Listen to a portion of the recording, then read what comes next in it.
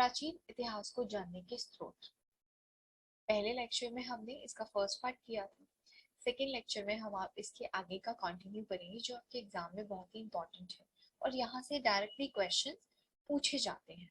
तो स्टार्ट करते हैं। सबसे पहले जानते हैं धर्मेतर साहित्य के बारे में कि धर्मेतर साहित्य होता क्या है। संगम साहित्य में चोल चेर और पांड्य राज्यों के उदय का वर्णन मिलता है। इसमें क्या है, कविताओं की कुल कितनी पंक्तियां दी हुई हैं? 30,000 पंक्तियां दी हुई हैं। ये कविताएं मुख्य दो समूहों में विभाजित हैं। पहली पदन किल करक्कु और दूसरी है पट्टू पाट्टू, जिसमें पहला जो समूह है वो बाद वाले समूह से बहुत पुराना है, यानी कि जो सबसे पुराना समूह है वो कौन सा है? पतन किल कणक्कु। ठीक है। फिर आती है मनुस्मृतियां। मनुस्मृतियां जो है वो सबसे प्राचीन एवं कैसी है? प्रमाणिक है। जिससे क्या पता चलता है? सबसे प्राचीन और प्रमाणिक है। इससे तत्कालीन भारतीय राजनीतिक, सामाजिक एवं धार्मिक जो स्थितियां हैं उसकी जानकारी मिलती है।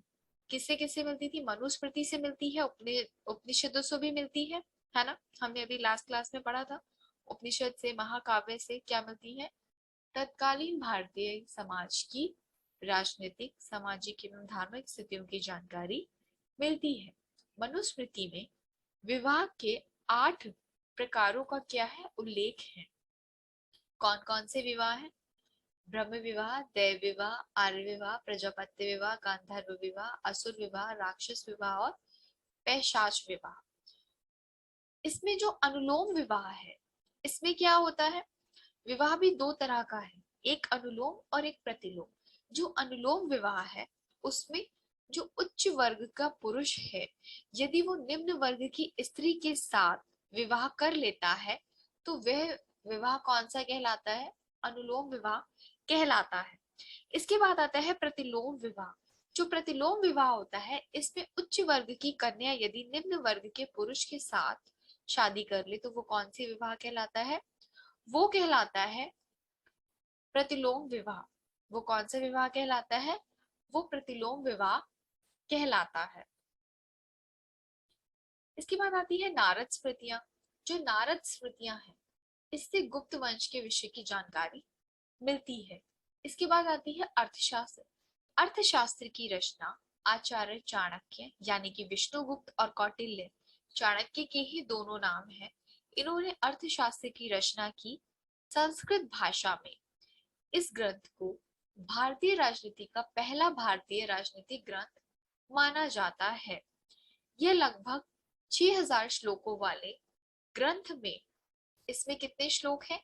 6000 श्लोक हैं।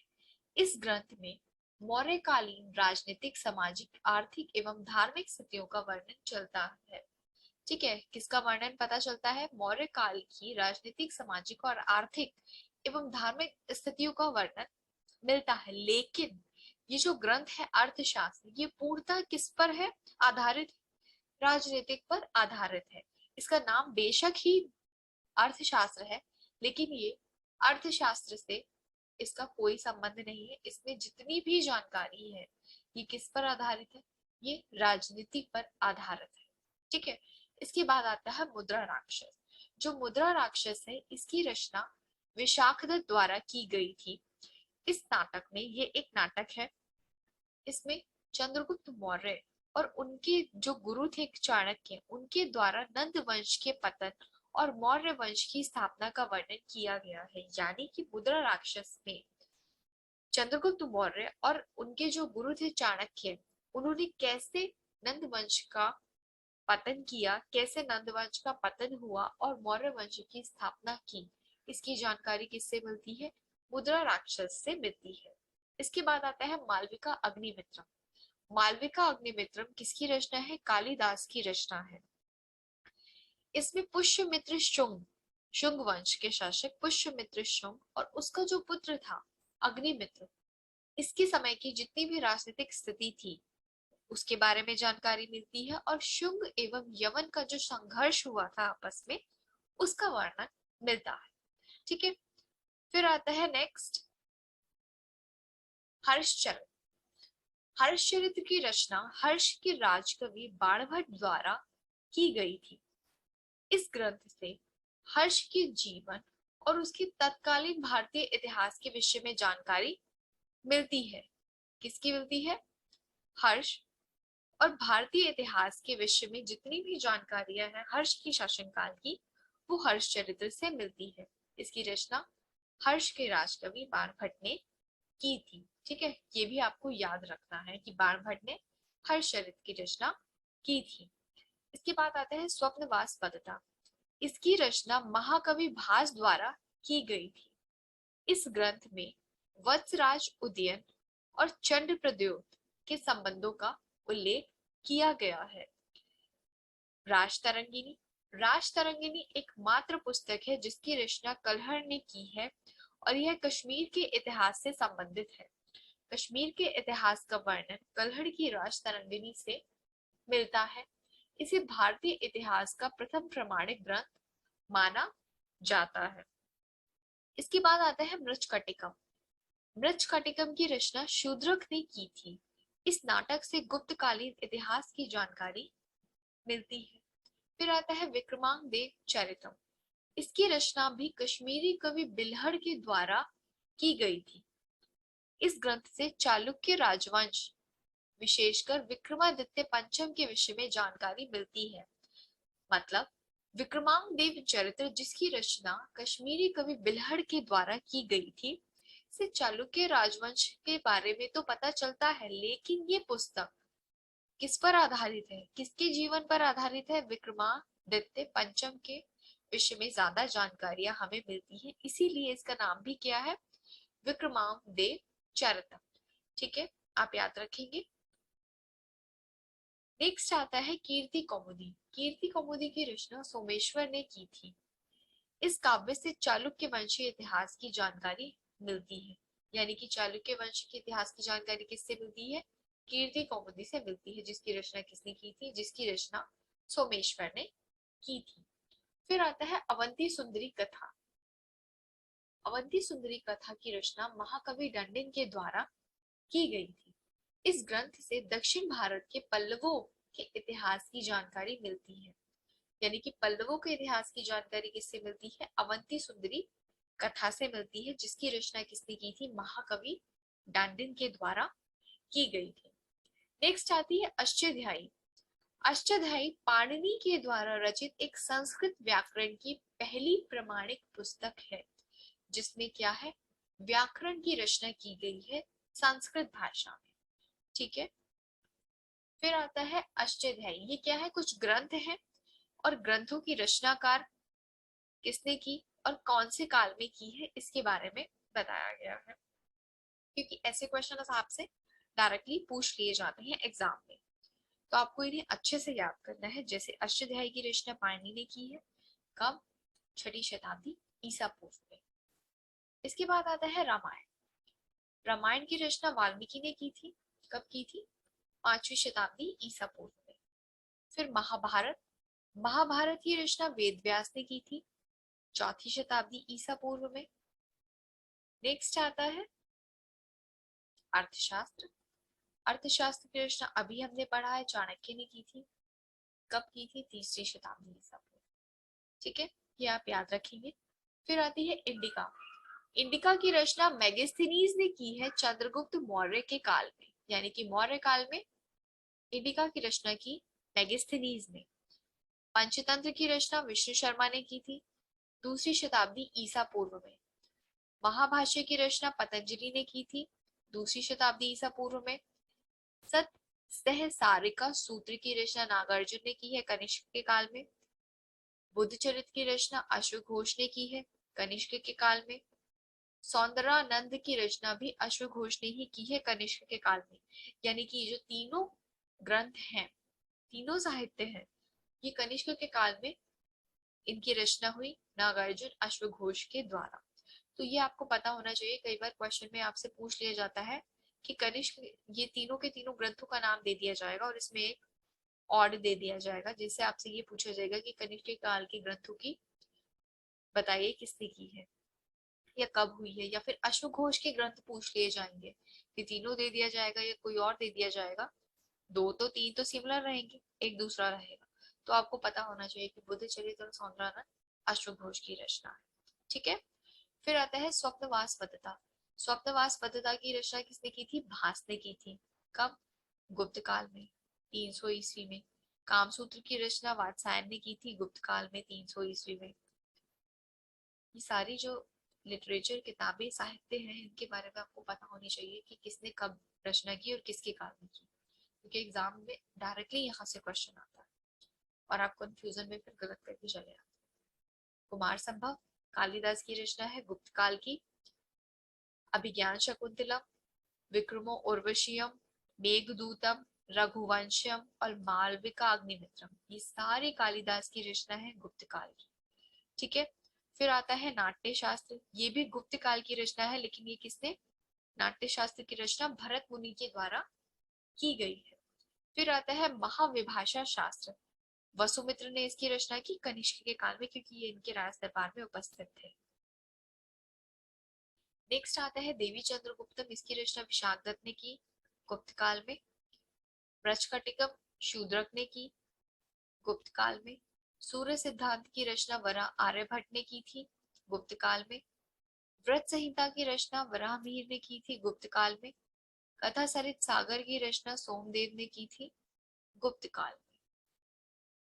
ठीक है, याद रखेंगे आप। फिर आते हैं, अभी तक हम लोग पुराने साहित्य की बात कर रहे थे, अभी कैसा आ गया? विदेशी लेखक और उनके साहित्य। विदेशों से जो लोग आए थे हमारे भारत में और उन्होंने भारत का क्या वर्णन किया है अपनी पुस्तक में, उन्होंने हमारे भारत के बारे में जो भी कुछ लिखा उससे हमें भारत के इतिहास की जानकारी प्राप्त होती है। तो सबसे पहले आता है हेरोडोटस। हेरोडोटस के बारे में आप जानते होंगे कि इन्हें इतिहास का पिता कहा जाता है और इनकी सबसे जो पुस्तक है उसके बारे में भी जानते हैं आप। कौन सी पुस्तक है? हिस्टोरिका नामक पुस्तक की रचना की, जिसमें भारत और ईरान, ईरान का पुराना नाम क्या है? फारस, के आपसी संबंधों का वर्णन किया है। इसके बाद आता है मेगिस्थिनीज। मेगिस्थिनीज ने, ये कौन था? ये चंद्रगुप्त मौर्य के राज दरबार में जो है निवास करते थे। इन्होंने चंद्रगुप्त मौर्य के दरबार में सेल्यूकस निकेटर का राजदूत बनकर ये उपस्थित हुए थे। इसके द्वारा जो इनकी रचित पुस्तक है वो कौन सी थी? इंडिका थी, जिससे मौर्य काल के नगर प्रशासन और कृषि का वर्णन करती है। फिर आता है डायमिकस। डायमिकस जो था वो सीरिया के नरेश अंतियोकस का राजदूत बनकर बिंदुसार के दरबार में आया था। फिर आता है डायनोसिस। डायनोसिस मिस्र का जो नरेश था टॉलेमी फिलाडेल्फिस, उसका राजदूत बनकर बिंदुसार के दरबार में आया था। यानी बिंदुसार के दरबार में दो राजदूत आए थे, एक सीरिया का और एक मिस्र का। ठीक है, डायमिकस और डायनोसिस। डायमिकस सीरिया नरेश अंतियोकस का राजदूत था और डायनोसिस मिस्र नरेश टॉलेमी फिलाडेल्फिस का था। इसमें लोग कंफ्यूज हो जाते हैं बच्चे बहुत ज्यादा और गलत मार्क करके चले आते हैं, तो ये याद रखिएगा। फिर आता है प्लिनी। प्लिनी ने नेचुरल हिस्टोरिका की रचना की थी, जिसमें भारतीय पशु, पेड़ पौधों और खनिज पदार्थों आदि का क्या किया था? वर्णन किया था। इसके बाद आता है ये चीनी यात्री है फायान। फायान कब भारत आया था? 399 से 415 ईस्वी में। ये पहला चीनी यात्री था जो कब भारत आया था? चंद्रगुप्त विक्रमादित्य के शासनकाल में आया था। और अपनी पुस्तक, इसकी पुस्तक का नाम क्या था? फाफू की। इसने अपनी पुस्तक में तत्कालीन भारतीय राजनीतिक तथा सामाजिक स्थितियों का वर्णन किया है। इसके पश्चात हेनसेंग आया था। वेंगसियांग 629 से 644 ईस्वी में आया था। इसको किस नाम से जाना जाता है? इसे यात्रियों के सम्राट या यात्रियों के राजकुमार के नाम से भी जाना जाता है। ये सम्राट हर्षवर्धन के शासनकाल में भारत आया था। इसके द्वारा लिखित वृतांत क्या था? सीयुगी। क्या वृतांत था? सीयुगी, जिससे तत्कालीन भारत के संबंध में जानकारी मिलती है। इसने कहां पर अध्ययन और अध्यापन का कार्य किया था? नालंदा विश्वविद्यालय में किया था। इसके बाद आया था इत्सियम। ये भी एक चीनी यात्री था। ये 670 ईस्वी के आसपास कहां पर आया था? भारत के बिहार प्रदेश में ये आया था और यहाँ पर इसने नालंदा विश्वविद्यालय में अध्ययन किया था। ठीक है। फिर आते हैं ये रचनाकार किस देश से आए थे और इनकी क्या रचना का नाम है, ये भी आपको पता होना चाहिए। जैसे कि मेगास्थनीज यूनानी यात्री था, यूनान से आया था और इसने कौन सी रचना की थी, इंडिका की रचना की थी।